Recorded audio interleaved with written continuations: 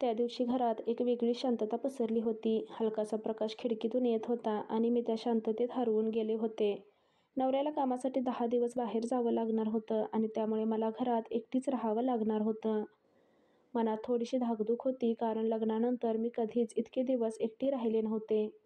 माझा नवरा ज्याच्याशी 2.5 वर्षापूर्वी लग्न झालं, तो पहिल्यांदाच इतक्या दिवसांसाठी मला एकटी सोडून जाणार आहे.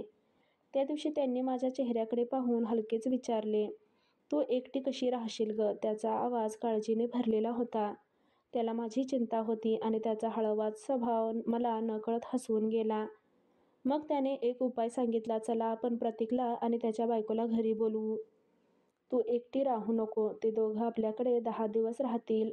प्रतीक आणि त्याची बायको आपल्या खोलीत झोपतील आणि तू हॉलमध्ये झोप. त्यांची साथ असेल म्हणजे तुझाही वेळ छान जाईल." प्रतीक नवऱ्याचा अगदी जवळचा मित्र. त्याचे लग्न होऊन आता 1 वर्ष झालं होतं आणि खरं सांगायचं तर मला अजून मूल झालं नव्हतं. त्यामुळे घरात असलेली शांतता अजूनच खोल वाटायची. त्यात 10 दिवसांचा प्रवास आणि आठवणी हे सगळं आता मनाच्या एका कोपऱ्यात हळूहळू जागा घेऊ लागलं होतं. मला हे तसंच वाटू लागलं होतं. मित्रांनो, त्या 10 दिवसात काहीतरी वेगळं घडणार असं नकळत मनाला यायला लागलं होतं. प्रतीक, मी जेव्हा पहिल्यांदा माझ्याकडे शांत नजरेने पाहिलं तेव्हा जाणवलं, काहीतरी खोल बोलण्याआधीच सांगून जाते. प्रतीकने 9 दिवस आणि 10 रात्री माझ्यासोबत कशा घालवल्या याबद्दल मी आज तुम्हाला सांगणार आहे. त्या प्रत्येक दिवसाचा वेगळेपण आजही मनात कोरलं गेलं आहे. प्रत्येक संध्याकाळी एक नवीन भावना उलगडून देणारी होती आणि प्रत्येक रात्र एक अव्यक्त जाणीव होऊन जाणारी. मी विचारही केला नव्हता की नवऱ्याचा मित्र एवढा पुढचा निघेल, पण काही माणसे आपल्या वागणुकीने आपल्याला चकित करून जातात. प्रतीकने जे काही केलं ते त्या काळाच्या शांत रात्रीपेक्षा कितीतरी जवळचं होतं. पण त्याने जे काही केलं ते पुढे कथेत पाहूयात, कारण त्या आठवणीत काही ना काही तुमच्या मनालाही हलवून टाकेल. कधीकधी एखाद्याची नजर, त्याचा स्पर्श, एखादं वाक्य आयुष्याच्या एका कोपऱ्यात नोंदवलं जातं.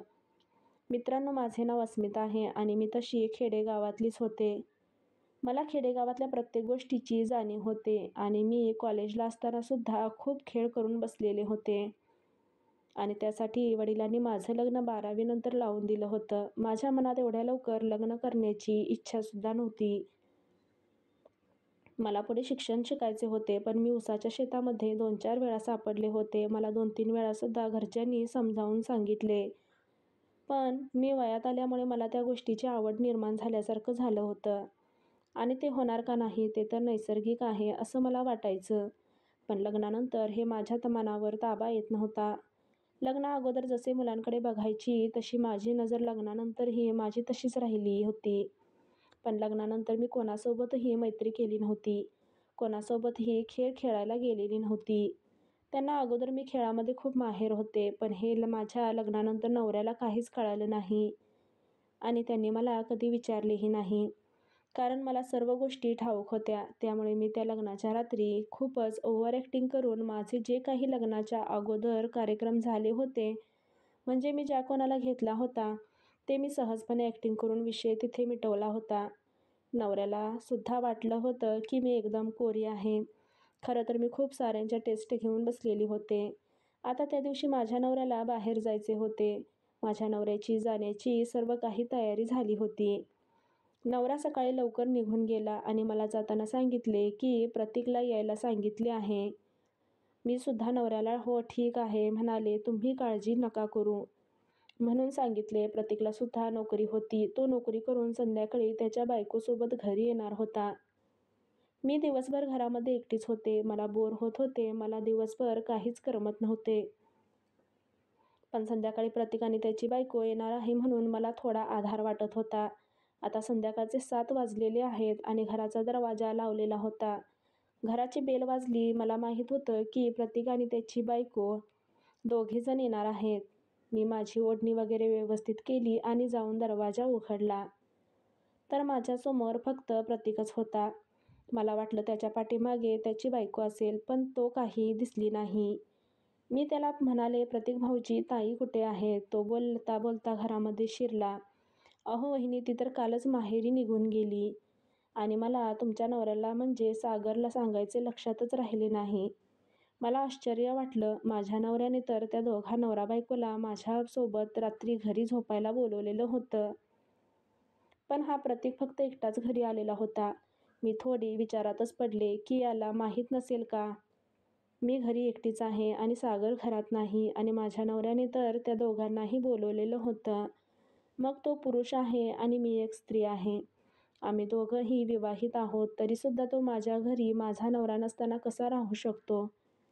माझ्या नवऱ्याला हे माहीत आहे का नाही मला काही कळत नव्हतं. आता रात्रीचे 8:30 वाजलेले आहेत. मी आम्हा दोघांची जेवणाची व्यवस्थासुद्धा करून ठेवलेली होती. मग आम्ही थोडा वेळ टीव्ही बघत बसलो. आता मला स्पष्ट कळालं होतं की बायको येणार नाही आणि आज रात्री प्रतीक येथे झोपणार आहे. आम्ही दोघांनीही बसून जेवण केलं. इकडच्या तिकडच्या थोडाफार गप्पा-गोष्टी मारल्या. प्रतीकचा स्वभाव हा खूप बोलका होता. यामुळे तो आल्याने मलाही थोडाफार करमत होतं. जेवण केल्यामुळे मला आता थोडे झोप येऊ लागली होती. मी प्रतीकला म्हणाले, "प्रतीक भाऊजी, तुम्ही इथे हॉलमध्ये झोपता का रूममध्ये झोपणार आहात?" तेव्हा प्रतीक म्हणू लागला, "हो, रूममध्ये." "मग तुम्ही पण झोपणार का तिथे?" असं म्हणाला आणि हसू लागला आणि म्हणाले, "नाही हो भाऊजी, असं काही नाही. म्हणजे तुम्ही इथे झोपणार आहात का?" तो म्हणाला, "मी झोपतो हॉलमध्ये." "असं काही नाही. तुम्ही जाऊन व्यवस्थित रूममध्ये झोपा आणि कडी नक्की लावा." आणि मी सुद्धा त्याला थोडी स्माईल दिली आणि रूममध्ये आले. 2 वेळा मला डिवचल्यासारखं केलं होतं त्याने. त्यामुळे माझ्या मनामध्ये वेगळेच दृश्य तयार होऊ लागलं होतं. पण मी माझ्या भावनांवर नियंत्रण ठेवून झोपण्याचा प्रयत्न करू लागले.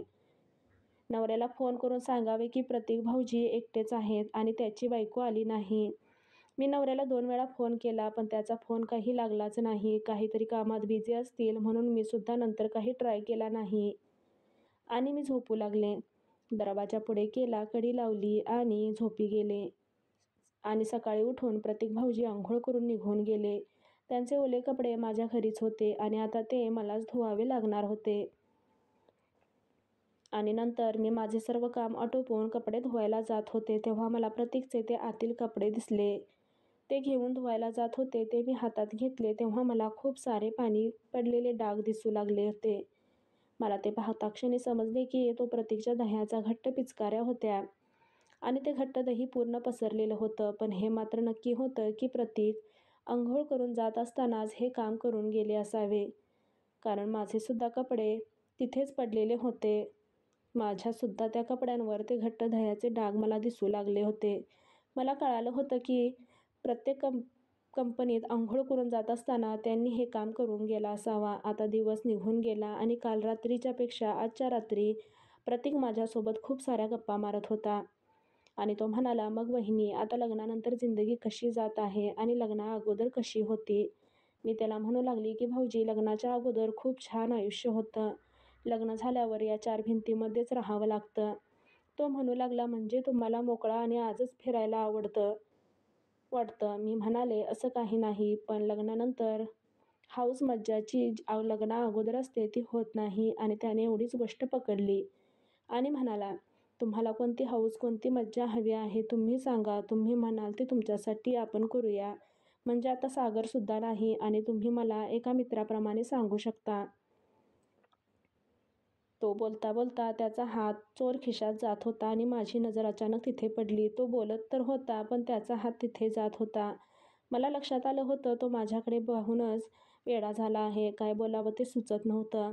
पण माझ्या आतल्या भावना हळूहळू जाग्या होऊ लागल्या होत्या. जणू काहीतरी जुने स्पर्श पुन्हा आठवत होते. मी सुद्धा त्याला प्रश्नाला उत्तर देऊ लागले आणि त्याने तेवढ्यामध्येच आपल्या बॅगेमधून एक वाईनची बाटली काढली आणि टेबलवर ठेवली आणि म्हणाला, "वहिनी, चालते का तुम्हाला?"